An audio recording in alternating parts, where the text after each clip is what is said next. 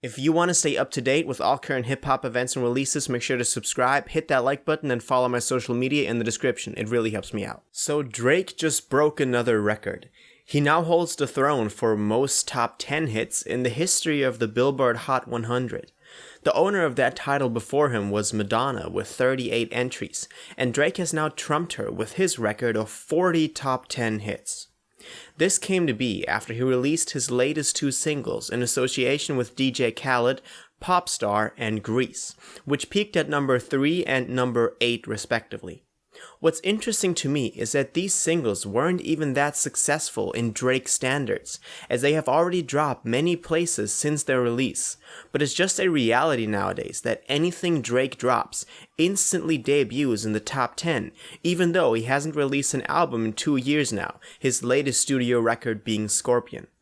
But this success, of course, didn't just randomly come to be. As I thought about this a little more, I was actually surprised that it's only 40 top 10 hits for him so far. Drake has been so ubiquitous in hip-hop and the music industry in general over the last decade that I would have expected that number to be way higher. I mean, his first top 10 hit was 2009's Best I Ever Had, and think of all the material he's dropped since then. Throughout Thank Me Later, Take Care, and Nothing Was the Same, If You're Reading This Is Too Late, and the rest of his discography, he has been providing us with hits. It's also interesting to see that just last year, with his Money in the Grave track, he tied the Beatles with 34 top 10 entries, and since then, without releasing an album aside from the Dark Lane demo tapes, he has risen to this notoriety. Drake has been incredibly successful in building this base for him, so that he's just able to drop anything and it's gonna be successful. Another fact that I think is talked about too little is that we are experiencing this whole thing right now in front of our eyes.